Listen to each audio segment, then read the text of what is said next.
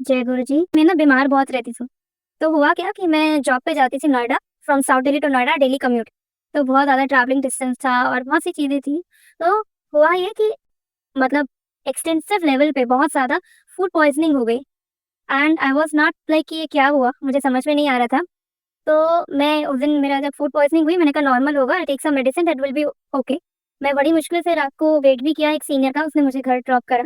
मैं घर पहुँची and eventually by the time रात के 10-11 बजे तक आई वाज़ टोटली फेंटेड। मेरे में एनर्जी नहीं थी इतना ज़्यादा, मेरा फूड पॉइज़निंग बढ़ चुकी थी। तो उसके बाद मुझे हॉस्पिटल में एडमिट किया गया कि कुछ तो दिक्कत है, या तो ग्लूकोज़ चढ़े या कुछ भी, ये वरना नहीं होगा। रात के करीबन 1 डेढ़ 2 बजे मुझे एडमिट किया जाता है और 4 दिन तक दवाइयाँ लगने के बावजूद मुझ में कोई डिफ़रेंस नहीं होता। I was not even able to have a sip of water. मतलब लेना भी ज़रूरी होता है, मेरी वेन्स प्रॉपर्ली नहीं दिख रही थी कि ना डॉक्टर को वेन्स नहीं मिल रही थी, कहाँ हम इंजेक्शन लगाएँ, कैसे क्या करें, इतना ज़्यादा डिहाइड्रेशन हो गया था बॉडी में। जैसे सिप ऑफ वाटर लिया, I need to go to the washroom, ऐसा मेरा कंडीशन थी। तो डॉक्टर ने 4th डे रात को आके बोला and that was 4 sleepless nights for me. Doctor ने मुझे मैं बहुत परेशान हो गई थी, इतना पेशेंस नहीं है मेरे में कि ऐसा मैं रहूँ। तो डॉक्टर ने मुझे आके बोला 4th डे की नाइट में कि अगर अब तुम ठीक नहीं होती हो, we are not able to detect it कि तुम क्यों इतनी ज़्यादा फूड पॉइज़निंग किसी को हो सकती है, सब दवाइयाँ थी ठीक हो जाते हैं। We are not able to detect it, अगर ऐसा कल सुबह तक रहता है तो हम तुम्हें आईसीयू में शिफ्ट करेंगे and you have to take food from the food pipeline. जो फूड पाइप होता है उससे डाला जाता है, उससे दिया जाएगा। And I was literally terrified, मैं बहुत ज़्यादा डर गई थी। और एक ना मेरे अंदर की इच्छा है कि गुरुजी मुझे चलते-फिरते अपने पास बुला लेना, कभी किसी का मोहताज मत बनाना, खाने के लिए मुँह दिया गया है, इसी से मुझे खाऊँ और अपने हाथों से खाऊँ, ठीक है? अब वो फूड पाइप लगेगा, ये सब चीज़ें मैं I was not ready to take that. मैं बिल्कुल रेडी नहीं थी उसके लिए। ये चीज़ मुझे मेरी नानी जी से सीखने को मिली। मेरी नानी जी भी यही प्रे करती थी और मेरे अंदर इनहेरिटेड है। आई ऑलवेज़ प्रे टू गुरुजी जितनी भी लाइफ़ हो ऐसी हो, अपने पे चलते-फिरते, सबका करते हुए, अपना ध्यान रखते हुए, लेकिन I don't want to be dependent, किसी पे मोहताज ना बनाना। ये मेरी सोच है। तो अब कैसी है ये नहीं पता, लेकिन गुरुजी जानते हैं, लेकिन ये मेरी सोच है। मैंने I always prayed just to Guruji. अब जैसे ही ये डॉक्टर बोल के गए मैं पैनिक हो गई। मुझे आईसीयू डॉक्टर्स के नाम से वैसे ही बहुत डर लगता है, हॉस्पिटल्स के नाम से। तो मैं पैनिक हो गई कि नहीं, मैंने लिटरली गुरुजी को बोला या मुझे आईसीयू नहीं जाना है, मुझे ये फूड पाइप से लिक्विड फूड नहीं लेना है या कुछ भी, या तो आप मुझे ठीक कर दो ऐसे ही, या तो अपने पास बुला लो। मतलब मैं लिटरली हो सकता है आप सोचोगे बार-बार ऐसे ही बोलती है, गुरुजी के साथ मेरी धमकी चलती है शायद ये, वो भी हँसते होंगे। तो मैंने ऐसे बोला और मैं बहुत पैनिक हो गई थी, ठीक है? और मैं 4 दिन से सोई नहीं थी। That was the moment I realize कि मेरे फादर को इतने इश्यूज़ थे, वो कितने टाइम से नहीं सोते थे। मैंने कहा उन्हें मतलब बहुत पेशेंस थी, I can not take it. तो मैंने ये हुआ और उसके बाद एक उसी रात को एक नर्स आई, उनका ऑरा इतना पॉज़िटिव, इतना रिलैक्सिंग, उन्होंने ना मेरी जो कि डिहाइड्रेशन थी पूरी बॉडी में, नर्व्स नहीं मिलती थी और ज़्यादा देर तक एक नर्व्स में वो लोग कैटुला नहीं लगा पाते थे, तो मेरा हाथ सूजने लग जाता था डिहाइड्रेशन की वज़ह से, तो वो दूसरी नर्व ढूँढना। बाकी सब नर्सेज़ ने मुझे इतना पेन दिया, I can to even remember today कि वो दिन क्या थे मेरे लिए 4 दिन। वो नर्स आई, बहुत प्यार से उसने क्या कहते हैं मुझे कैनेडा लगाया, पेन हुआ बट उतना नहीं, प्यार से दवाई दी, that was like a angel from Guruji, ठीक है? और उसके बाद उसने मेरे को उस रात को नींद आई क्योंकि मैं गुरुजी से ऐसे बोल के सो गई। अब मुझे भी नहीं पता मैं कैसे हो गई थी, चल चल रहा था गुरुजी का मंत्र जाप, मैं सो गई। और सडनली क्या होता है कि मुझे तब नहीं पता था ये क्या है, कि मुझे गुरुजी का विज़न आता है।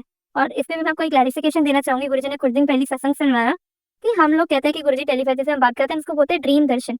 It is not a dream, it is live Guruji, वो ड्रीम नहीं है, लाइव आते हैं गुरुजी, ठीक है? और वो हमें हमारी सोल को हमें दर्शन देते हैं। तो मुझे क्या दर्शन होते हैं, गुरुजी आते हैं, मुझे बड़े मंदिर लेके जाते हैं, ठीक है? और अपने साथ में गुरुजी तो पैर चलते नहीं हैं, मुझे क्या कहते हैं ज़मीन पे, उनके पाँव तो हवा में होते हैं, व्हाइट चोले में होते हैं। मुझे लेके जाते हैं, पूरा बड़े मंदिर घुमाते हैं, दरबार में बिठाते हैं, ठीक है? और उसके बाद ना किचन में लेके जाते हैं। किचन में ना वहाँ पे प्रसाद बना रहे होते हैं। जब वो प्रसाद बना रहे होते हैं तो जब गुरुजी प्रसाद बना रहे होते हैं तो आई सेड वाह गुरुजी आप मेरे लिए प्रसाद बना रहे हो। तो खूब बातें करते हैं वो, मैं भी उनसे खूब बातें करती रहती हूँ, मुझे एग्ज़ैक्टली बातें याद नहीं है। तो सडनली फिर वो कहते हैं लंगर घर में आ जा, वहाँ बैठ के आराम से लंगर कर, तेरा प्रसाद है। मैंने कहा ठीक है गुरुजी। जैसे ही वो लंगर में ना मेरी सारी फ़ेवरेट चीज़ें थी, पनीर की सब्ज़ी, हलवा, पूड़ी, पराठे, पता नहीं क्या-क्या, आई डोंट इतना सारा तो प्रसाद था। लेकिन हर चीज़ मेरे स्वाद की थी जो मुझे पसंद है। इवन चॉकलेट्स भी थी, क्योंकि मुझे चॉकलेट्स बहुत पसंद है। तो मैंने कहा ठीक है गुरुजी मैं खाती हूँ। जैसे ही मैं वो प्रसाद खाने लगती हूँ तो वो प्रसाद बिल्कुल एक क्या कहते हैं ब्लड से भरे हुए नॉन-वेज में कन्वर्ट हो जाता है फ्लेश में।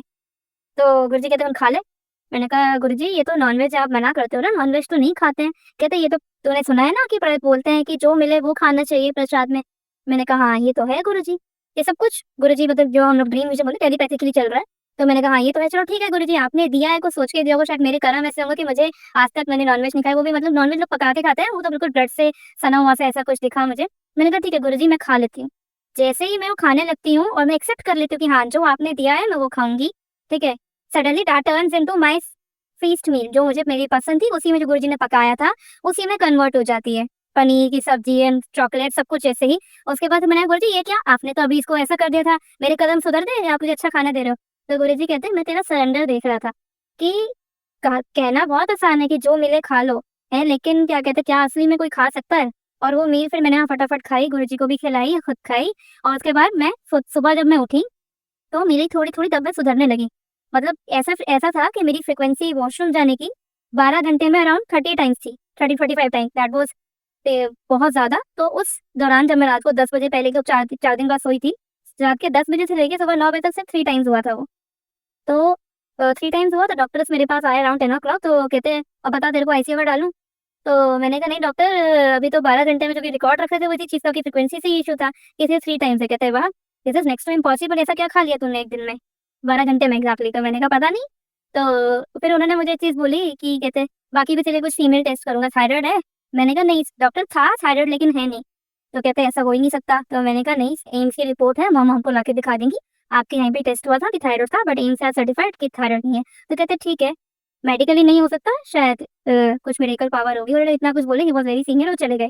ठीक है, तो उसके बाद और on the same evening I was discharged even, जहाँ मुझे आईसीयू लेके जाना था, दोपहर को डॉक्टर आता है, "अब तो बिल्कुल ठीक है, घर जा।" और मैं डिस्चार्ज हो गया। That was blessing of our Guruji कि उन्होंने मुझे ठीक कर दिया उस वो प्रसाद खिला के। तो दैट वाज़ ट्रू, वो रियलिटी में उन्होंने मुझे खिलाया। ये क्योंकि मैंने उन्हें दिल से गुहार लगाई कि या तो ठीक कर दो, तो वालों को धमकी चलती है मेरे साथ गुरुजी की, तो गुरुजी भी हँसते होंगे। ठीक है, तो ये चीज़ हुई।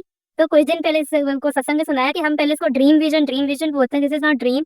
गुरुजी खुद आते हैं, हमसे कनेक्ट होते हैं, हमें ब्लेस करते हैं।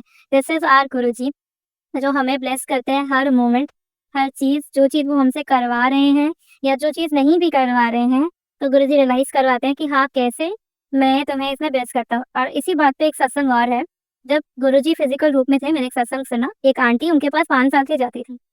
आई डोंट नो, मुझे नाम याद नहीं है, सिर्फ सत्संग के रूप में सुना था।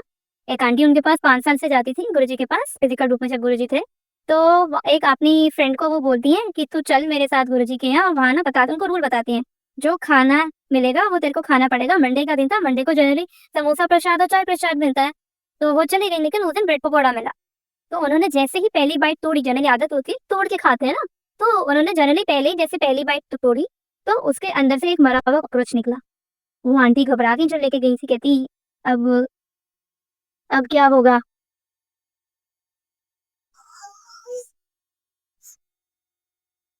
हाँ, तो वो आंटी घबरा जाती है कि अब क्या होगा, कि इसे कॉकरोच आ गया है। तो इस वजह से संगत जी आवाज़ आ रही है? Sangat ji, if I am audible please tell me, सबको आवाज़ आ रही है?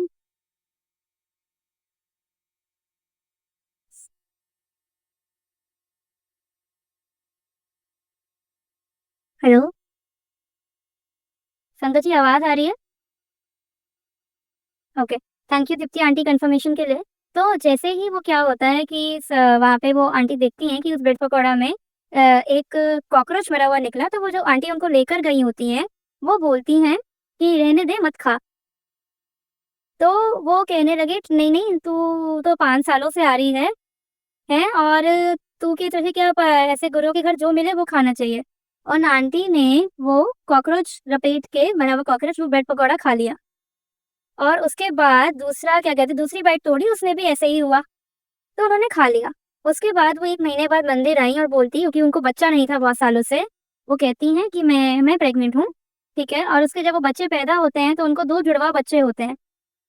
तो दिस शोज़ कि गुरुजी कैसे हमें ब्लेस करते हैं, कि हमें जो ये बोला जाता है कि बड़े मंदिर में कुछ भी मिले वो खा लो, उतना सरेंडर, उतना विश्वास हमें करना होगा। तो हमारी जो कष्ट हैं वो काट के हमारी इच्छाएँ पूरी होती हैं। दिस इज़ नॉट ईज़ी, जो उन आंटी ने किया, ठीक है? तो हमें वैसे ही गुरुजी की संगत बनना है और आगे बढ़ना है, और ऐसे बढ़ते-बढ़ते ही हमें गुरुजी का सहारा लेना है कि वो हमारे हाथ हमेशा पकड़े रहें, हमारे साथ रहें, और हमारा हमेशा साथ दें। तो बस हम गुरुजी का शुकराना करते चलें, उनके साथ आगे बढ़ते रहें, यही हम सबकी ब्लेसिंग्स हैं। गुरुजी बहुत ज़्यादा प्यार करते हैं हमसे, बहुत ज़्यादा, और हमें उनकी रिस्पेक्ट भी उतनी ही करनी है कि हाँ, गुरुजी हमसे उतना प्यार करते हैं। क्योंकि हम लोग अभी बच्चे हैं और हम लोग चूक जाते हैं। एक गुरुजी हमें लेसन देते हैं सेवा का, तो हमें वो सेवा ज़रूर अपनी पूरी रखनी है कि जितना भी हो सके कि हमें सेवा करनी चाहिए, कि सेवा से हम कभी ना चूकें, सेवा करते रहें, सबका साथ देते रहें, क्योंकि यही सेवा है जो हम गुरुजी का शुकराना शब्दों में बयान नहीं कर सकते।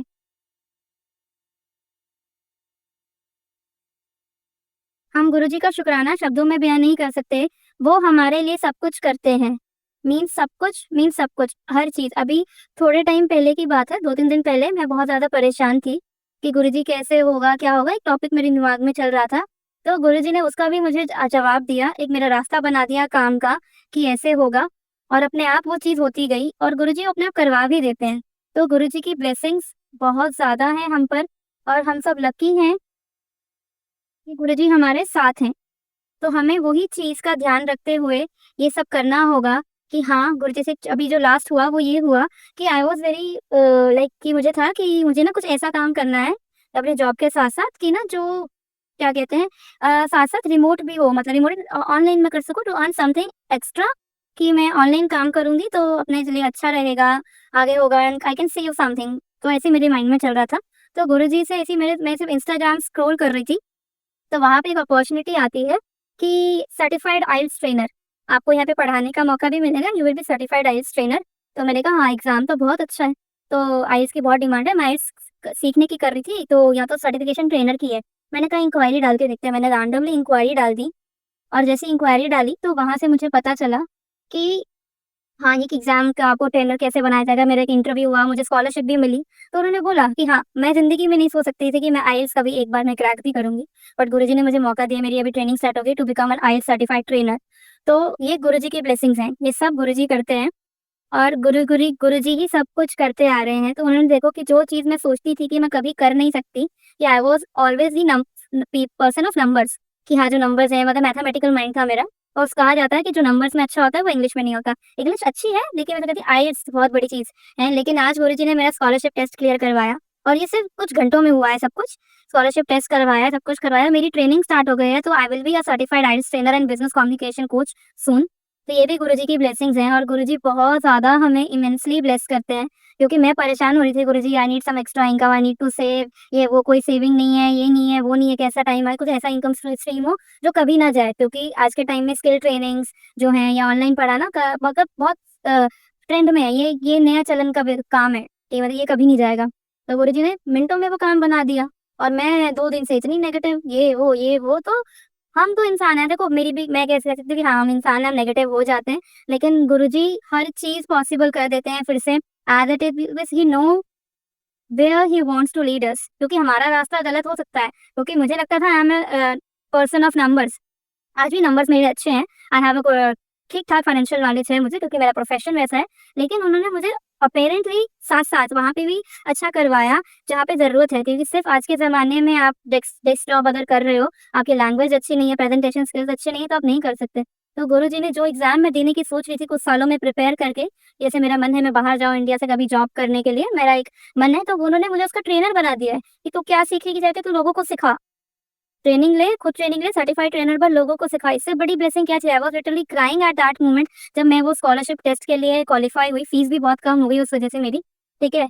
बहुत कम हो गई क्योंकि फीस बहुत ज़्यादा थी, उन्होंने मेरा एक टेस्ट लिया, इंटरव्यू लिया, I have gone through all that, और मुझे नहीं पता कि मैंने कैसे बोला, they said you have a very good command over English language, you have a very good soft skills, so you can proceed, we are providing you the क्या कहते हैं scholarship for this, and this is all because of my Guruji, our Guruji, कि हाँ, गुरुजी इतने ज़्यादा अच्छे हैं, इतने ज़्यादा, कि वो हमें बिल्कुल ना, कहते हैं ना मिट्टी का घड़ा, चिकनी मिट्टी का जो घड़ा होता है, वो हमें शेप दे रहे हैं कि हम कैसे दिखने चाहिए।